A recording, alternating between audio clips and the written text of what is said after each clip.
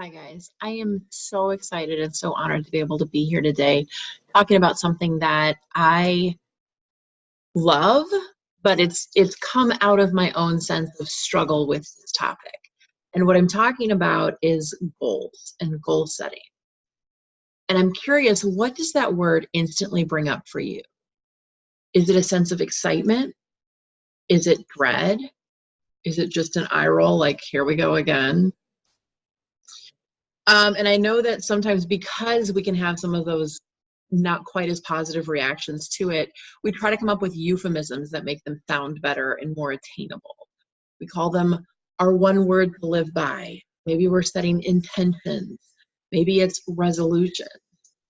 But it doesn't change the fact that we find ourselves inexplicably in this cycle of tons of excitement to start a new year, a new me, hitting those goals, and then March comes. Okay, I fell off of that momentum, but it's okay. We're going to get back. It's spring. It's all the time of newness. New me again. I'm going to do it now.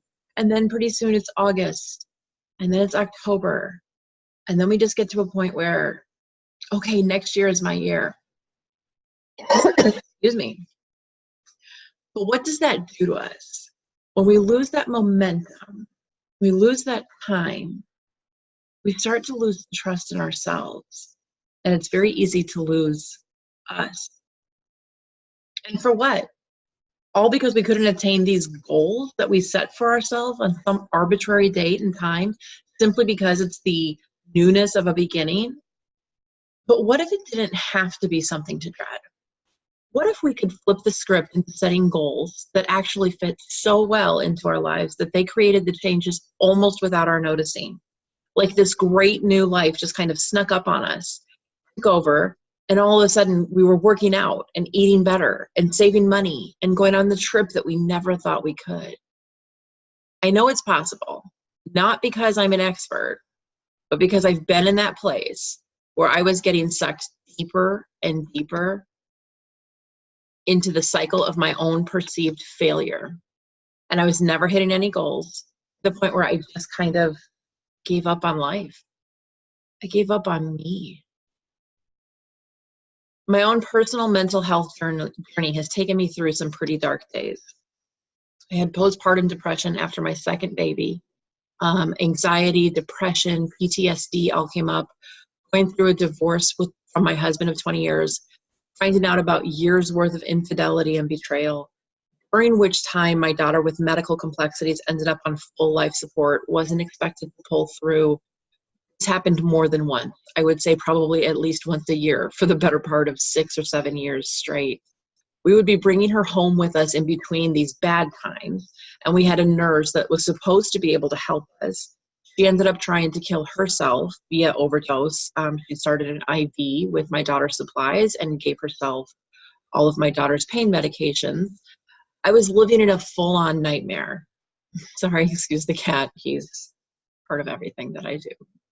I was living in a full-on nightmare. I was in a hospital, in and out of a hospital, in a marriage that I felt was one huge lie in so many other ways. I spent so many days unable to really even be any kind of mom to my baby girls because I was so deep in my own depression. My goals involved trying to at least shower once a week or change my sweatpants every once in a while. I was desperately trying to hold on to a life that had become unrecognizable to me. So what I'm about to share with you isn't meant to come from a place of guru speak or from someone who thinks it's so easy to change, because it's not easy, and I know it's not. It's not easy to just wake up one day and find this inner waterfall of motivation and change simply because you made a wish at 11:11 for it. I am telling you the things that worked for me because they worked for me. And because if Stella can find her groove back, and if I can find my groove back, then I know that you can too. I absolutely believe in that for you. I believe in you. I'm not going to give you a whole new program to follow or one more system to try to force into place. What I am going to do is give you a few tips that have helped me shift my mindset from one of chasing goals to being a better architect of the life of my dreams. And even that word architect is a little bit harsher or more forceful sounding that I would like. But I kind of like how it sounds rolling off my tongue, architect. So that's what I go with. The first one that I'm going to suggest for you is to make your goals your own. Sit with that for a minute. What does that sound like to you? Making your goals your own. You can call them whatever you want. You can think of them however you want. You can put whatever timelines on them that feel great to you. You will never have motivation to live someone else's life for them, hit other people's goals for you. This eventually will lead to a lot of resentment, bitterness, typically just full-on shutdown of any kind of hope for moving forward. So after you've kind of determined that you are going to set goals for you that are completely your own timeline, words, however you're going to turn them, because it's totally yours. The second tip that I want to give you is to drop all of the I should, or I hope, or my husband wants me to, or it would make my mom so happy if. All of those little things that we start to try to think of when we're coming up with our goals, we let other people's voices start to come in, and they start to take over our own voice because we hear, our mom or our husband or our sister or our best friend saying, maybe this is the year that you can fill in the blank. And while that's great, I'm positive that people come at those kind of conversations purely with an intent of love for us. When we are stuck in the throes of trying to deal with getting ourselves out of that mindset of, listen, my goal this week is just to get off the couch. We don't hear the love, we hear the expectation. And that, again, sets up that cycle of resentment and not moving forward and not doing anything to help ourselves. I want you to drop all of those other voices out of this goal setting process. Because the truth of the matter is, the only person who matters is you. I found an old notebook a couple of weeks ago as one of my goals was to clean out my nightstands in my bedroom. And I found this old notebook and I'd written some goals in it, and it was probably at least 10 years old. And I was shocked as I was reading through it.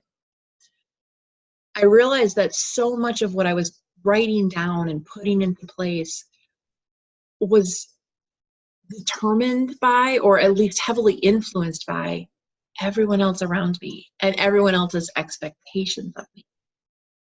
And I can tell you 100% that around that time was when I started going down into my road of depression and the PTSD and all the anxiety. And it was really interesting for me to connect those dots. And this wasn't the first year. I mean, I'm sure that I had been setting goals like this for the 30 some years prior, but it was so eye-opening to me to start to connect those dots, to realize that this was just, here it was, a black and white evidence in front of me that my goals stopped becoming my own. And they were so led by, I want to be a better housekeeper. And that was 100% my mom's influence, as well as pressure from my then husband.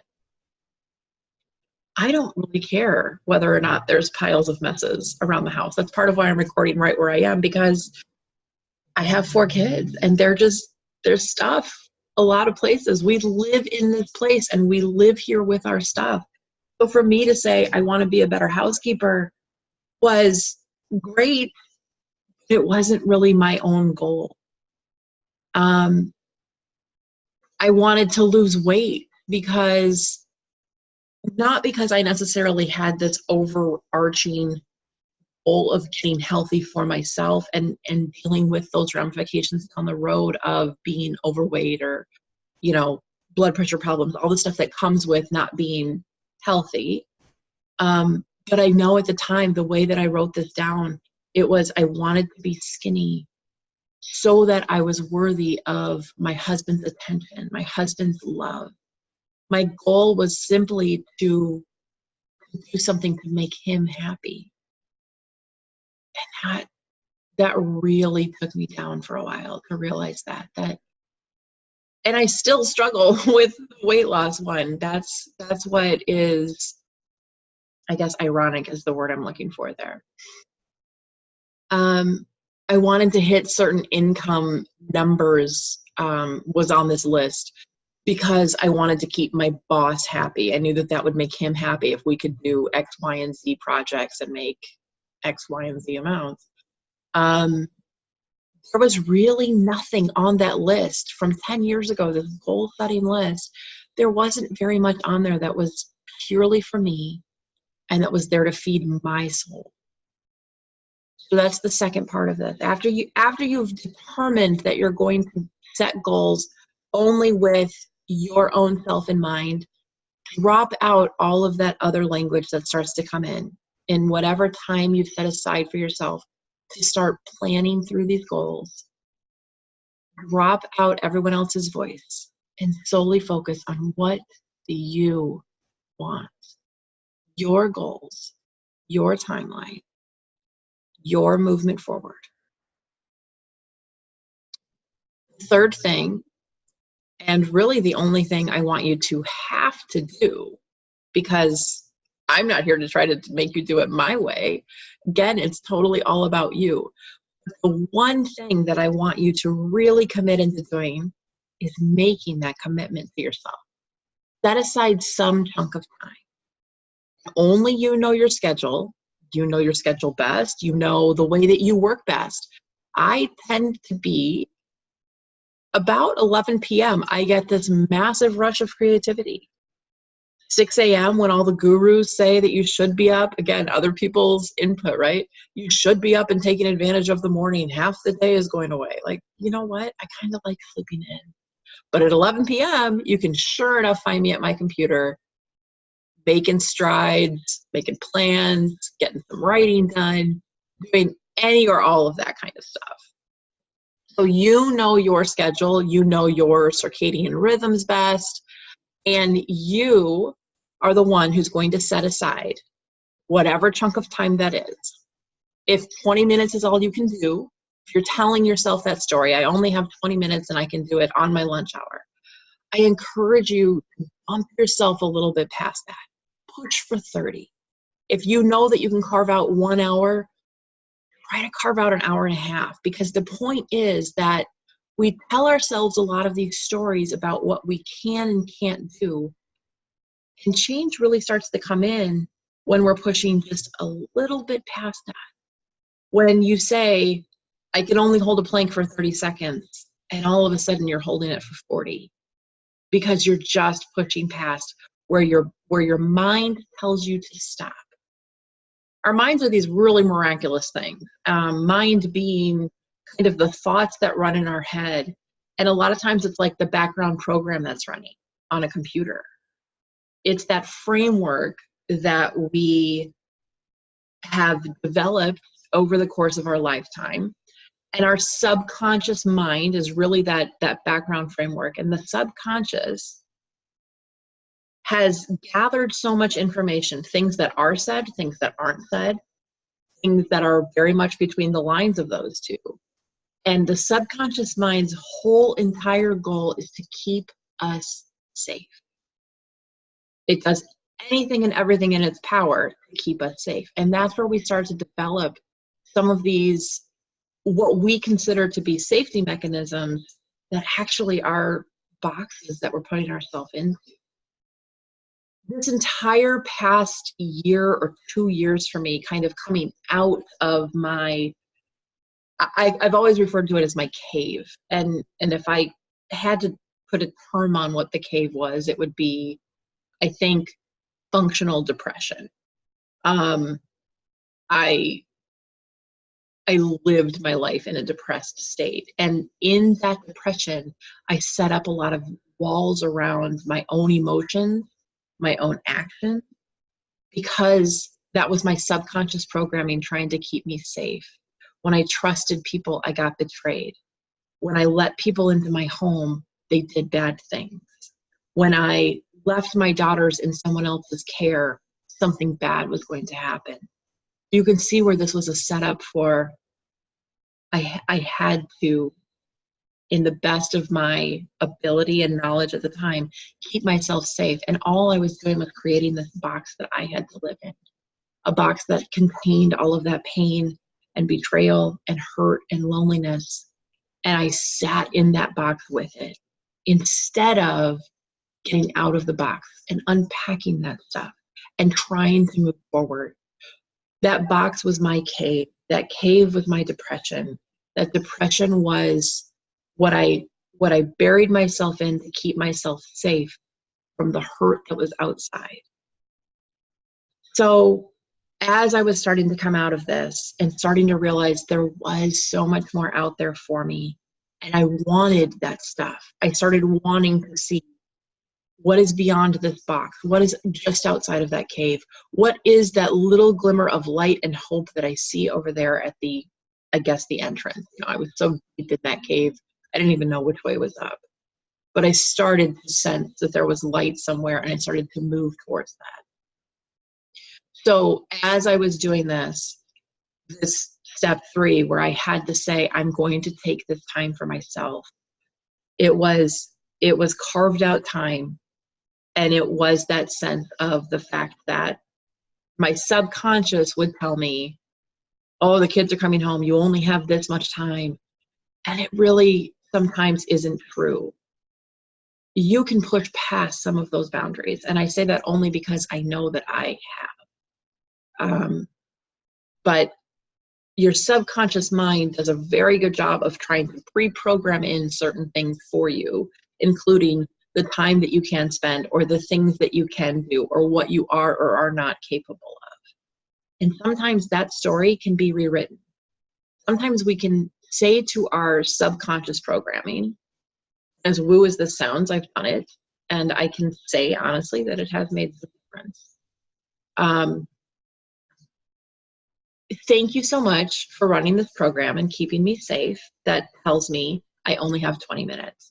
Today, I'm going to see what happens when I take 30 minutes. So I'm safe. Thank you for trying to keep me safe.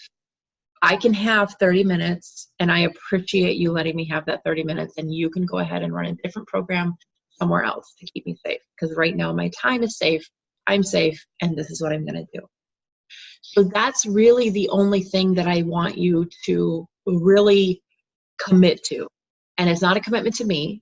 It's not a commitment to this program or to anything or anyone else. It's purely a commitment to you that you're making for yourself. Set aside that chunk of time. And whatever chunk of time you think you have, push past it for a little bit. Open up that box a little bit for yourself. Give yourself a little more space. Because this is going to be this goal-setting ritual, if you will, goal-setting time. Is going to be a time where you are going to honor yourself, because you're going to show up for yourself. You're going to keep this commitment. And you're going to honor your soul a little bit in this process. So here's some ideas of what I have done, what has worked for me, as I have intentionally set aside time and entered it with an intention of setting some purposeful, meaningful, soul-led, solely my own goals. So for me, one of those things was lighting a candle. I just am a big candle person, but I also like, there's something to me that's just a pause in the day. It signifies that this is different. So I light a candle, and sometimes it's just whatever's laying around. Sometimes I try to have special little candles that have different intentions for them. But that's totally up to you. So light a candle, and then I choose a quiet place and time. And I typically have at least 6 kids running around here. There's 3 cats. There's a horde of beeping medical equipment for my youngest daughter. And this is not easy. So whatever you're up against, believe me, I've probably dealt with it too. I get it. And I honor that it is not easy to find a quiet place and time. But I know that it can happen. And maybe your quiet place and time is part of where your time limit is. And maybe it really is only 10 minutes. So try to push for 12 or 15. But you want to find that quiet place and time. Maybe you can't burn a candle there, but there's something ritualistically just to say to your brain and to whatever program is running about all the other things you have to do, this is a special sacred time for me. I'm going to take it, I'm going to honor it, and I'm going to utilize it to the best and highest of my abilities. So you have your ritual candle, special quiet time. And then for me, I choose a special or a nice pen. Now I am a huge pen addict. I dare say pen freak.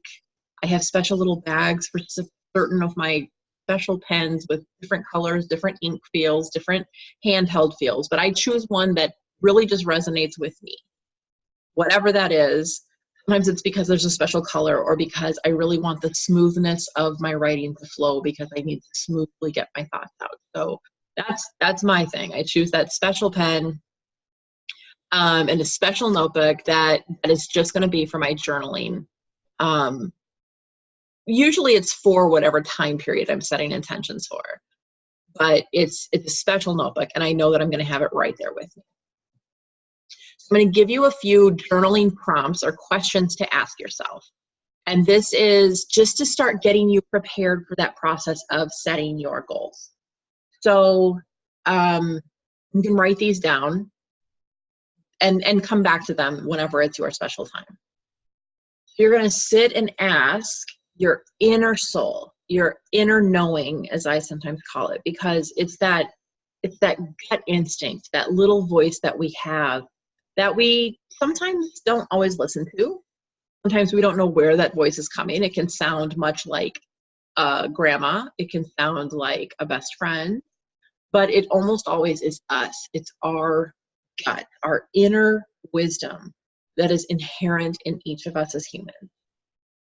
So I sit and ask my inner knowing, what do I require in order to have my dream life? Who am I becoming this year? What are the feelings that I wish to have this year? And on the last day of whatever time period this is, so let's say it's a year, on the last day of this year,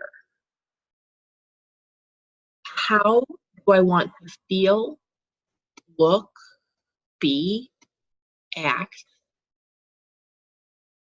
So where I'm at right now, where, how, what, who, when, why, all those questions you had to learn in 5th grade English class when you're writing papers. I ask myself, how do I look 12 months from now? And maybe you're setting goals for a shorter time period. In 3 months from now, how do I want to look or act or feel or think or be? And I want you to, when you sit and ask yourself these questions, it might take a few minutes to start hearing that voice, especially if you're out of practice, hearing or listening to that little inner voice. But you will start to get answers and you'll have just a thought pop into your head. Write it down. Trust it.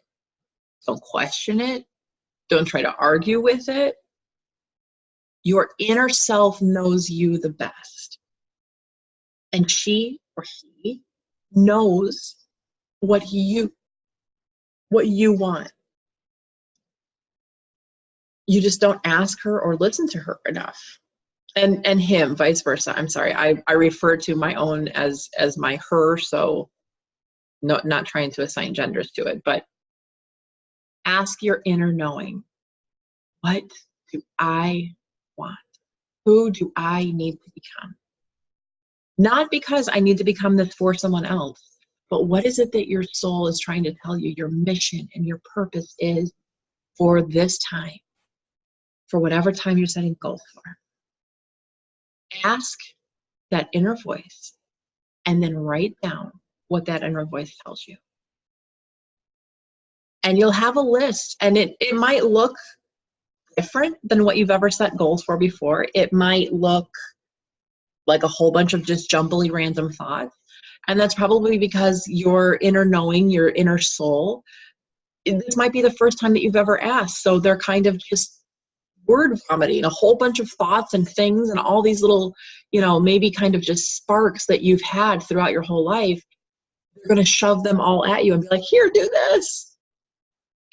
Like I said, don't judge or question what comes up. Write it down. And you're going to come back to it and read it later, but just write it down for right now. Word for word, whatever comes up. Organize your thoughts however you want to, or just leave it as whatever hot, jumbly mess it all comes out of. And then ask if there's anything else that you need to know for this time period that you're setting these goals for. 90 days, 2 weeks, a year, 5 years, whatever that time period is. Make sure that there's nothing else that your inner knowing wants you to know. And then close by thanking that inner voice for coming forward and for telling you these things. Thank your subconscious programming for kind of turning off, all of the background noise for a few minutes. And then end your time, your intention for that time, so that your brain starts to get like, okay, now we're in a different place. So you've set this time as being so intentional and special and sacred that now you have this notebook, maybe 1 page, maybe 10 pages full of notes and ideas and things that you should be doing. And you'll know that they came completely from within you. And that because they came from within you, there is already that ability to make them happen. You may not see how or know how or even begin to think of how. All you have to do is start taking the small daily steps, which is point number 4. Do those things. Even if they don't necessarily make the most sense. Maybe it's you heard a voice that says, go to Puerto Rico. Maybe you have family in Puerto Rico. Maybe you don't. Maybe it's just a fun, warm place that you've heard of.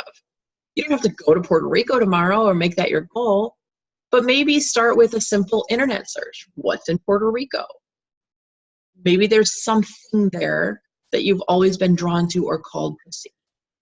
You'll find it out as you start to ask yourself every day, what should I do about this goal? Where am I supposed to go with this? What is the next step that I should have? It'll start to come to you because you are asking yourself what your goals are. You're not trying to go and force new goals to happen for someone else's point. It's all about you. So you're going to just start doing the things that this list came up with. And for day 1, it might just be researching Puerto Rico. Maybe in a week or 2, you actually start pricing out some airlines or hotels in Puerto Rico. And then maybe you start to realize like, hey, spring break is coming up in March. I wonder if I could start to get this together. And you'll start to just find this flow of actions every day that lead to you eventually being on that plane, landing in Puerto Rico and saying, I did it, I'm here, and you completed something. You did it just for you. And I'm using Puerto Rico as just something that's off the wall. One of my personal goals for this year is to do a lot more traveling. And that is, I don't know how, I don't know when or where, but that is definitely something that's coming up from my inner knowing, is to go have these adventures outside of my little suburban existence. So I don't know how that's going to happen. I don't have a fund set aside for this. All I know is that something is calling me and I want to answer it. So that's step 4 of the goal setting process, is to just go do those things.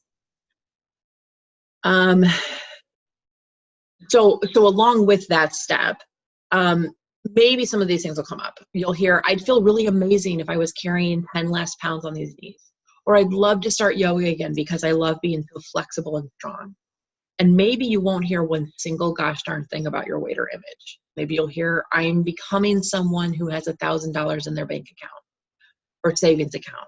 This isn't an indication that somehow magically $1,000 is supposed to come overnight.